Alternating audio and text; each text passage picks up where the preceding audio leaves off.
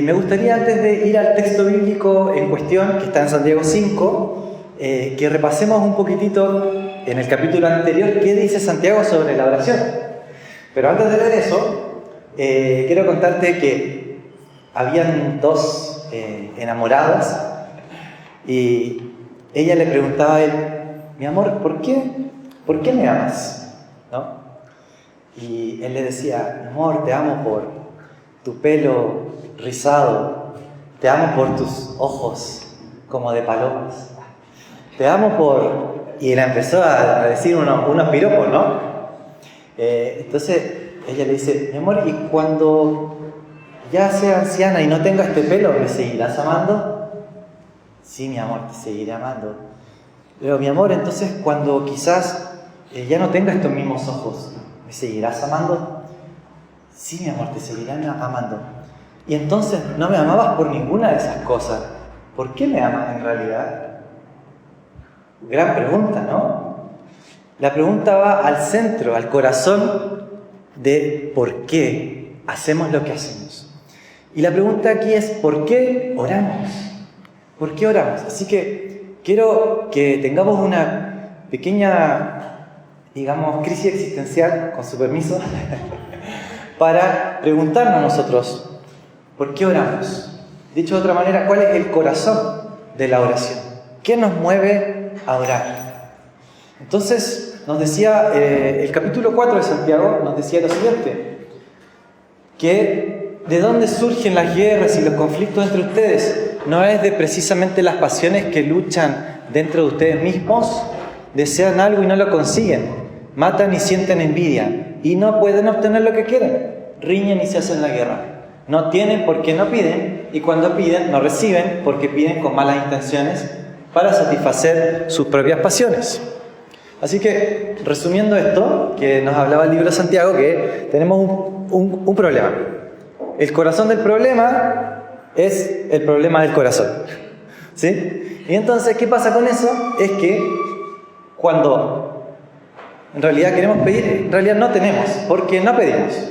Y más encima, cuando pedimos mal, ¿no? Entonces, solución sería pedir, ¿sí? Animarse a pedir, pero pedir bien también, ¿no? Entonces, la pregunta es ¿cómo? ¿Cómo oramos? Entonces, ¿cómo orar? ¿Cómo orar? Bueno, y quiero volver a lo que te planteaba al principio, ¿no? ¿Qué es lo central? ¿Qué es lo primordial al orar? ¿Por qué oramos? ¿Sí? Solamente oramos porque queremos pedir algo. ¿Qué es lo que realmente motiva nuestro corazón? Así que, y ahora viene la crisis existencial, que la palabra del Señor nos va a animar a salir de esa misma crisis ahora, pero voy a hacer algunas frases que a lo mejor te van a chocar un poco. Te van a decir: ¿cómo así? ¿Cómo así? ¿Por qué estás diciendo esto? Y la primera es que no oramos porque sea un deber, ¿ya? ¿Ven la motivación de esta pequeñita haciendo la tarea? ¿Cómo es su motivación? ¿La está haciendo con alegría? Parece que la mamá o el papá le dijeron: ya, tiene que hacer la tarea. Entonces, ya, bueno, voy a hacer la tarea. Pareciera que alguien nos está diciendo: ya, tiene que orar. Ya, bueno, voy a orar. ¿Será esa la real motivación? Parece que no, ¿cierto? Sí, hay un mandamiento y la Biblia nos dice: oren sin cesar, por supuesto. Pero vamos a lo central, de por qué. ¿Por qué oramos? Entonces, si no es eso, tampoco es porque queremos más y más éxito, ¿no? Es como ir al concierto. Yo quiero ir al concierto, tengo el ticket del concierto. Termino el concierto y ¿qué hago con el ticket? Lo tiro a la basura. Quiero más éxito. Tengo mi respuesta y ¿qué hago? Aflojo mi vida de oración. Aflojo porque oré solamente por eso, ¿no? Y volvemos a lo que dice Santiago: cuando piden mal para gastar en sus delitos. Entonces, ¿qué es lo central? ¿Cuál es la motivación de nuestro corazón? Entonces, no es esta, pero tampoco, y es muy parecido a lo anterior, pero tampoco porque queremos esa oración respondida. Ahora, no te estoy diciendo con esto que no hay que ser disciplinados, ¿no? Por supuesto que sí, hay que ser disciplinados, perseverar en la oración.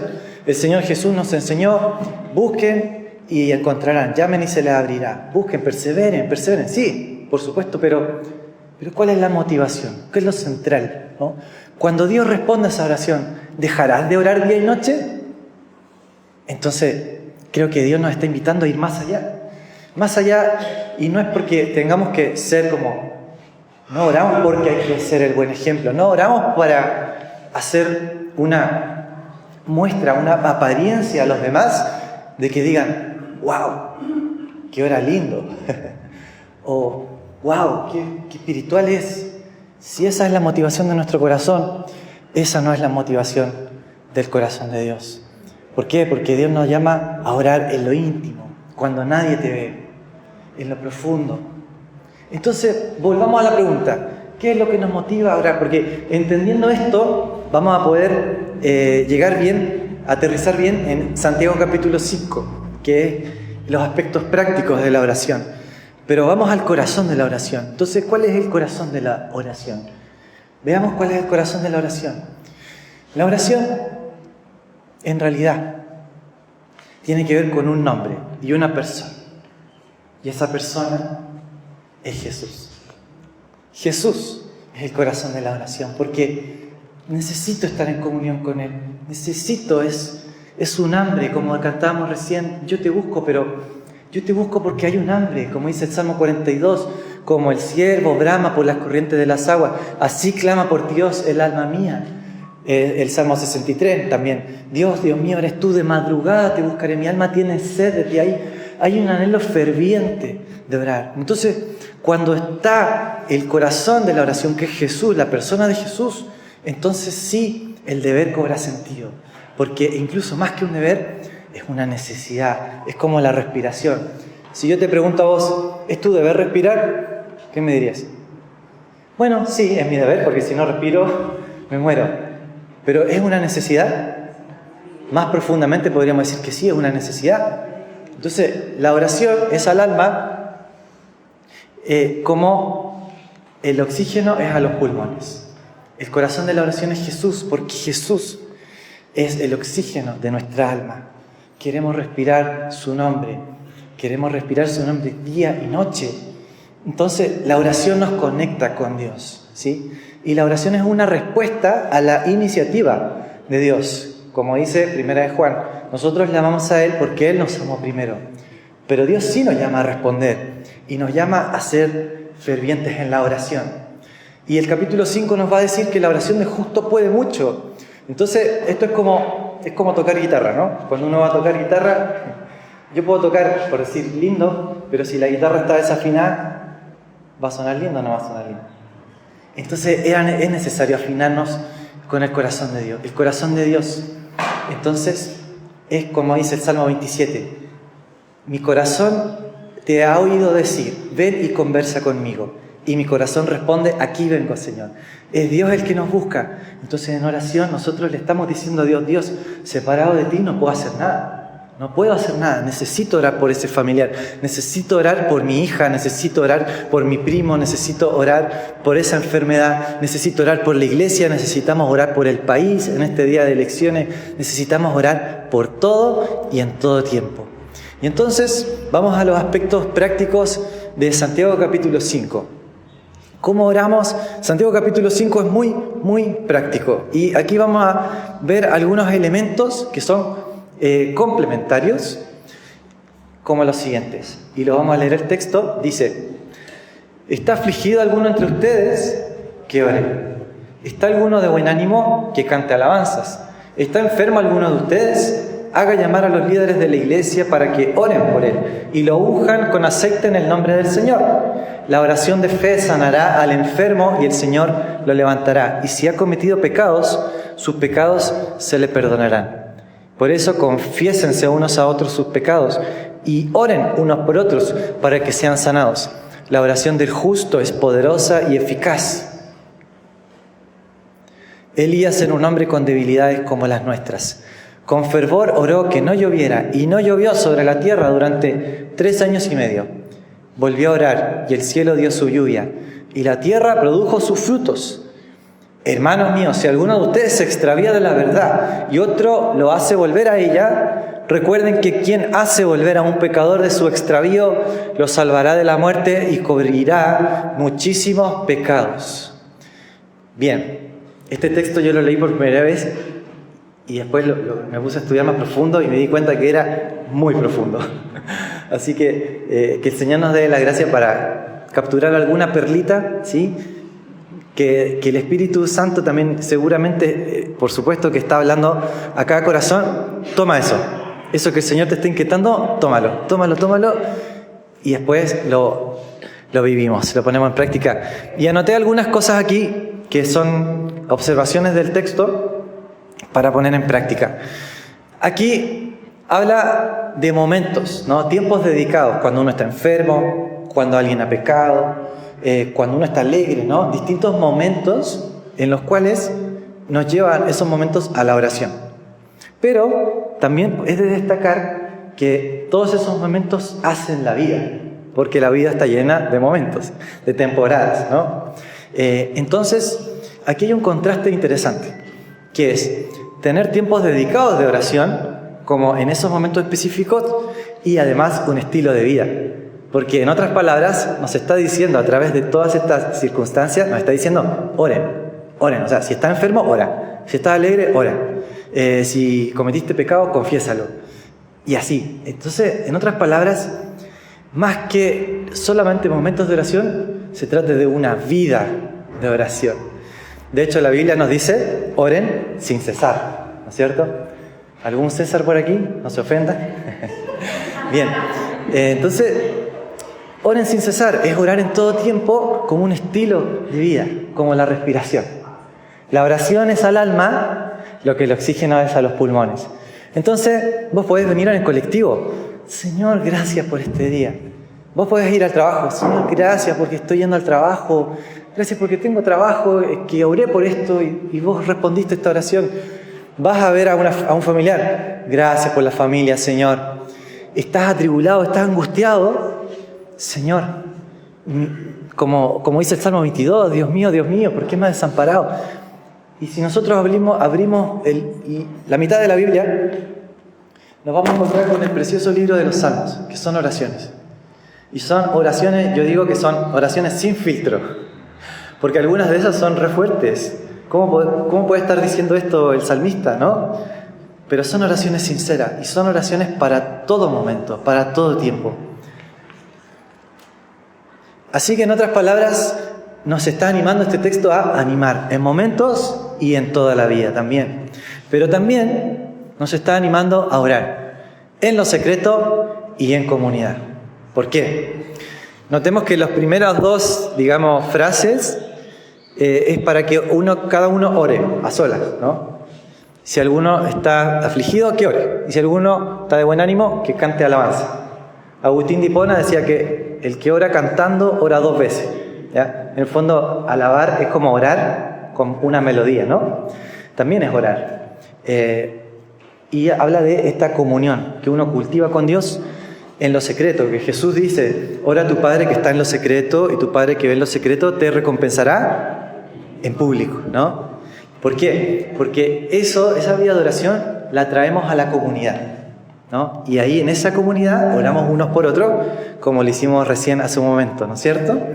Entonces, las segundas frases hablan de la comunidad, que los líderes oren por él, y después que oren unos por otros. Entonces está también en lo íntimo y en lo comunitario. Y las dos cosas son importantes. Pensemos que nosotros somos como un equipo de fútbol, ¿no?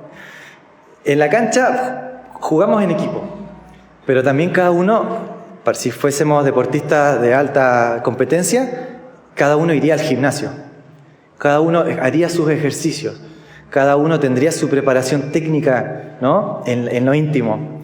Pero esa preparación técnica hace después que juguemos mejor en lo colectivo, ¿no? Traemos nuestra vida de oración, el que está en lo secreto, y oramos unos por otros para bendecir y animar al hermano. Es precioso el texto, ¿no? Tiene un montón de riqueza. Después dice que haga llamar a los líderes de la iglesia para que oren por él, ¿ya? Y aquí hay un liderazgo eclesial que está reconociéndose, que llame a los ancianos, dice otra versión. Entonces, también es importante reconocer que hay situaciones de la vida en las que necesitamos decirle al líder, decirle a los pastores, ¿sabe qué? Estoy pasando por algo re complejo, necesito oración, ¿no? Necesito ser ministrado a través de esto que estoy viviendo. Pero mira qué lindo lo que dice, que después de decir eso, dice, pero también oren unos por otros para que sean sanados. Y en ambos casos la respuesta es la sanidad. ¿Por qué? Porque en el primer caso dice, la oración de fe sanará al enfermo, ¿no? Conectado con lo que decía arriba de los líderes. Entonces, resultado de eso hay sanidad, pero también resultado de orar unos por otros para que sean sanados. También, ¿no? También, o sea, Dios responde también a lo que en la Reforma se llama el sacerdocio de todos los creyentes, que Dios nos ha dado su gracia, su poder, para poder orar unos por otros, ¿sí? Y eso es precioso, porque se trata de Él al final, no se trata de nosotros, no se trata de un puesto, no se trata de un lugar, se trata de servirnos unos a otros y de amarnos unos a otros. Bien, sigamos profundizando. ¿Hasta ahí vamos bien? ¿Encontraste alguna perlita? Bien, si la encontraste, anótala en el celular, algún desafío, algo que te esté hablando Dios. Bien, después dice, dos frases que son misteriosas quizás, interesantes, complejas, ¿ya? Pero yo quiero ser, la verdad, sencillo con esto. No quiero complejizarlo. Yo creo que Dios también es sencillo, su evangelio es sencillo, para que un niño lo pueda creer. Entonces, aquí hay dos frases que son para hablar en especial. Dice que los líderes, si hay alguien enfermo, que lo unjan en el nombre del Señor, ¿ya? Y después dice que confiésense unos a otros sus pecados. Ahora, ¿qué es esto de ungir con aceite en el nombre del Señor? Parece ser, por otras referencias bíblicas, que era una práctica, como dice Marcos 6:13, que Jesús ya mandó a los 12 y dice que ungían con aceite a muchos enfermos y los sanaban. O sea, era como una práctica, ¿ya? También, si uno va a las referencias de lo que significa la unción, en el fondo, también Cristo, el ungido, ¿no? El Mesías, Él es el que ha sido indicado por Dios y sobre quien vino el Espíritu Santo, ¿ya? La Biblia dice en Hechos 10:38, dice que acerca de Jesús, de cómo Dios lo ungió, dice, con el Espíritu Santo, para sanar a los oprimidos, ¿ya? Entonces Jesús fue ungido, y lo vemos en el bautismo, Jesús fue ungido con el Espíritu Santo para traer sanidad, libertad. Y vemos que Jesús empieza su ministerio diciendo también en Lucas 5, el Espíritu del Señor está sobre mí por cuanto me ha ungido el Señor, ¿ya? Me ha ungido para traer libertad a los cautivos, vista a los ciegos. En el fondo, el ministerio integral, la misión integral de Dios. Entonces, la unción representa mucho que el Espíritu Santo ministra y toca una vida, ¿no? En realidad, cuando nosotros oramos por alguien, no es que nosotros estamos transformando a esa persona, es que Dios nos usa como un instrumento, sencillamente, para que esa persona sea tocada en su vida. Quizás está pasando una tristeza. Es el Espíritu del Señor el que ministra a esa persona, ¿cierto? Y qué lindo que podamos ser vasos nosotros, instrumentos, vasija de barro, para ser un instrumento de Dios. Entonces el aceite vendría a ser como un símbolo, una representación. Pero lo importante no es el aceite en sí, porque dice después de eso, dice, la oración de fe sanará al enfermo, ¿no? Dice, unjan con aceite. No dice, el aceite sanará al enfermo. ¿Se entiende? Porque no se trata del aceite. El aceite no es mágico, ¿no? Sino que más bien representa algo que sucede en lo espiritual. Entonces, yo les voy a contar algo aquí íntimo. Y para mí fue muy especial también. Cuando yo hace años iba a los campamentos de mi iglesia en Chile, iba a servir en la alabanza o a cargo de un grupo pequeño. Entonces, antes, el día anterior, mi mamá me decía, hijo, ven para acá, siéntate. Voy a orar por ti. Iba a la cocina, agarré el aceite y venía, y simbólicamente ella me ungía. No me ponía mucho aceite tampoco, ya. Un poquito, ¿no? No había que condimentar al muchacho, no. Era un poquito simbólico. Simbólico, oraba por mí. Señor, llénalo de tu poder, de tu gracia. Úsalo en ese campamento. Señor, gracias por la vida de mi hijo. Y me bendecí un montón eso. Yo creo que ese es el corazón de este texto, ¿no? No es después venerar ni el aceite ni nada, sino que lo importante es el Espíritu Santo. Es lo que Dios hace, ¿no? Entonces, es una práctica que creo que hay que tomarla con respeto y también con sabiduría. Y después dice que confesemos unos a otros nuestros pecados. Nuevamente, yo te quiero preguntar, ¿cuándo fue la última vez que te acercaste a alguien y le dijiste, che, me mandé una macana, la embarré, traté mal a mi hijo, a mi cónyuge, a alguien del trabajo, dije algo feo sobre alguien del trabajo y me di cuenta que estaba mal? Se lo confesaste a alguien. Creo que esta es una práctica tan hermosa de poder acercarnos a alguien y decir, ¿sabes qué? Necesito que ores por mí, porque confiénsense uno a otro y oren unos por otros para que sean sanados. Entonces esa otra persona escucha y dice, sí, amigo, ¿sabes? Estuvo mal, oremos, porque y nos aferramos a otras promesas. 1 Juan 1:9, si confesamos nuestros pecados, Él es fiel y justo para perdonar nuestros pecados y limpiarnos de toda maldad. Nos aferramos a la promesa de Dios, que es su sangre, ¿no? Nuevamente, no se trata del otro, digamos, en sí, pero sí se trata de la comunidad, de que en la comunidad hay algo especial. Yo tengo un amigo que tratamos, en lo posible, de juntarnos por lo menos una vez a la semana. A veces no se puede, pero seguido. Y nos rendimos cuentas. Él me dice, estoy flaco en esto, estoy débil en esto. Y yo le digo, estoy débil en esto. Y oramos uno por otro, nos confesamos los pecados. Y de verdad que el Señor nos levanta. Entonces te quiero preguntar, ¿tenés a alguien así? Si no lo tenés, ora al Señor. Señor, dame un nombre, ayúdame a encontrar a esa persona. Y si nunca te acercaste a alguien para hacer eso, anímate esta semana a acercarte y decirle, ¿sabes qué? Necesito un compañero de oración. Puede ser un desafío muy práctico. Incluso puedes ponerle un horario a eso en la semana. Es decir, a ese amigo, nos juntamos el miércoles a las 9 a orar. Aunque sea empezar por 10 minutos. Cortito, oramos. Quizás eso después se va a transformar en un café, en un juntarse. Y me encanta eso. Voy a citar de nuevo a mi madre, porque ella tiene compañeras de oración. Guerreras de oración se juntan a orar, y yo sé que cuando se juntan, tiembla la cosa. ¿Conocen esas personas que decís, esta persona como que ora y le decís, oren por esto? Así que, bueno, qué lindo es eso, pero ¿qué tal si vos te transformas en esa persona? ¿Te gustaría ser esa persona que los demás digan, ¿sabes qué? Le voy a decir a él, porque yo sé que esa persona es una persona de oración. Yo quiero que esa persona ore por mí, ¿no? Decía una historia de Charles Finney, que era una de las personas que Dios usó para un gran avivamiento, que Charles Finney le predicaba a un hombre, y el hombre se resistía a acercarse a Dios, no quiero que se acerque a Dios.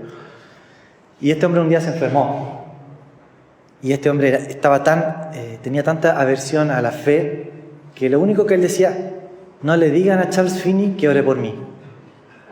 Imagínate eso, que este hombre incrédulo sabía de cómo Dios usaba a ese hombre de Dios, que le decía, no ores por eso, porque no quiero ser sano, ¿me entendés?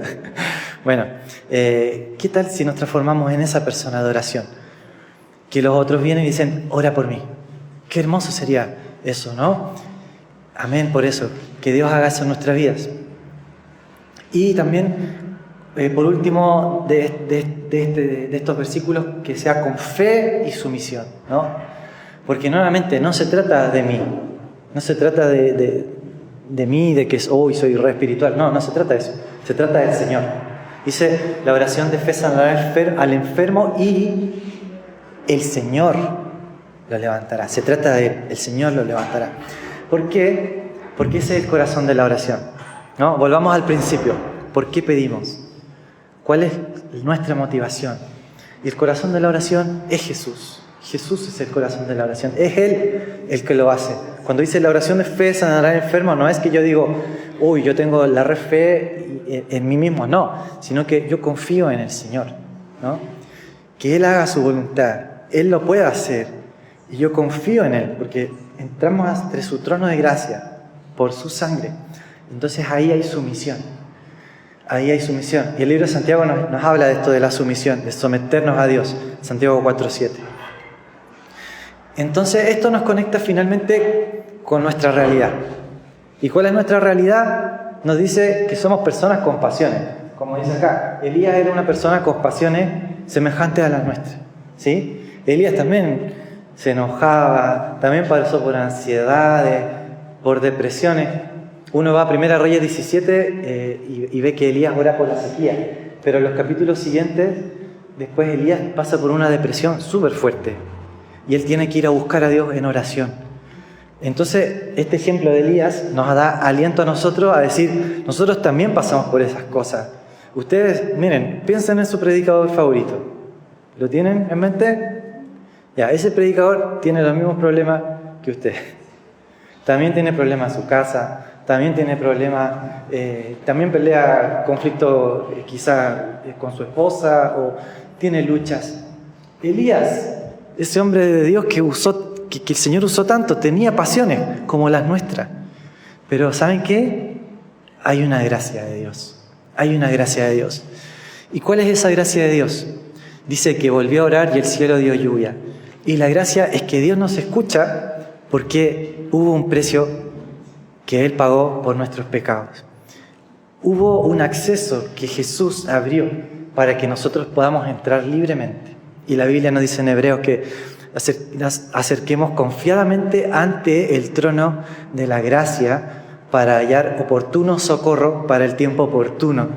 Necesitamos acercarnos a ese trono de la gracia. Cuando nos acercamos, no nos acercamos en nuestro nombre. No nos acercamos diciendo, Señor, esta semana me porté re bien, así que me tenés que escuchar. No nos acercamos así, sino que nos acercamos como el que Jesús muestra de ejemplo. Jesús dice en los evangelios, una persona se acercaba a Dios y decía, Señor, ten piedad de mí, sé propicio a mí, que soy pecador. Y Jesús dice que esa persona salió de ahí justificada, porque es su gracia la que nos da el acceso a poder acercarnos a Dios. Entonces, ahí está la clave. Cuando nosotros vivimos estas verdades, estas realidades, la comunidad, orar unos por otros, confesar unos a otros nuestros pecados, algo especial pasa, algo especial sucede en nuestra vida de oración. Y te quiero preguntar, ¿a qué te está desafiando Dios? Cada uno de nosotros está pasando por una etapa en su vida de oración también. ¿A qué te está desafiando Dios? Yo te quiero animar a que des un pasito de fe, un pasito de crecimiento, ¿ya? Quizás no, si eres nuevo en esto, no vas a decir, bueno, me voy a ir 40 días al cerro a ayunar día y noche. Tranqui. Podemos empezar por, ¿sabes? El sábado de la mañana voy a tener un tiempo de retiro personal. Voy a apartarle a Dios 1 hora y voy a pasar con Dios 1 hora. O si ya tienes esa costumbre, a lo mejor puedes decir, voy a pasar con Dios 4 horas. Y me voy a ir a un parque, voy a leer la Biblia, voy a buscar a Dios. Entonces, cualquiera sea el punto en el que estás en tu vida de oración, Dios quiere estirarlo y quiere que crezcamos. ¿Cuál es ese punto? Si lo tenés en mente, toma una nota mental de eso y ponelo en práctica. Porque Santiago nos decía que tenemos que ser hacedores de la palabra también. Y todo esto nos apunta, y con esto vamos terminando, a Jesús. Jesús es el corazón de la oración. Y nos podemos acercar por su gracia. Y qué hermoso que nos podamos acercar ante su trono de gracia. Qué hermoso es pensar que Jesús oró. En Getsemaní Jesús también sufrió y oró al Padre y rindió su voluntad. Y en ese lugar de entrega y de oración, Jesús estaba entregando su vida por vos. Y si se trata de alguien, es que se trata todo acerca de Jesús. A ver, ¿puedes tomar una respiración profunda?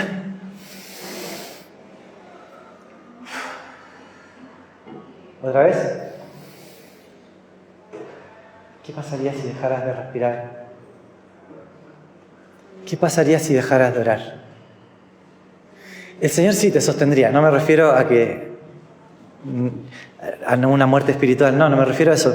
Pero me refiero a que la oración te conecta con Él. Y la oración es al alma lo que el oxígeno es a los pulmones. Con la oración le estamos diciendo a Jesús, Jesús te necesito. Jesús, estoy desesperado por ti. Más que el oxígeno, te necesito a ti. Así que acompáñame orando si querés cerrar tus ojos. Quizás querés estar en pie o estar de rodillas. Lo importante no es la posición física, sino la disposición de tu corazón. Hay distintas maneras de orar. Algunos oran caminando, otros oran de pie, unos oran con música. Hay distintas maneras de orar. Lo importante es el corazón. Y el corazón de la oración es Cristo, Cristo Jesús. Así que yo te animo a que le puedas decir a Dios con tus propias palabras, Señor, te necesito. Desespero por ti. Solo en ti hay salvación, Jesús. Que tú diste tu cuerpo en una cruz, diste tu sangre hasta la última gota, Señor, por amor. Por amor, Señor, y al tercer día resucitaste. Creo en ti, Jesús. Creo que moriste por mis pecados. Creo en tu salvación. Creo en tus promesas. Creo en tu palabra. Y te doy las gracias, Señor, porque tú estás haciendo algo nuevo en mi vida. Ayúdame a crecer en mi vida de oración. Ayúdame a ser más fuerte en la oración. Y que cuando me cueste orar, Señor, buscar compañeros de oración. Señor, también confesamos en esta tarde nuestros pecados a ti, Señor. Confesamos nuestra negligencia. Confesamos nuestra pereza.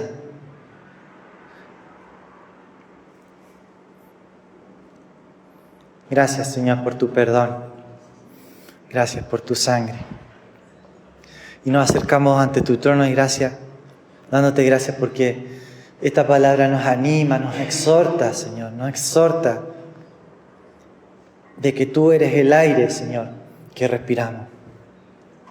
Y todo se trata de ti, papá. Todo se trata de ti, Señor. En el nombre precioso y poderoso de Jesús. Amén.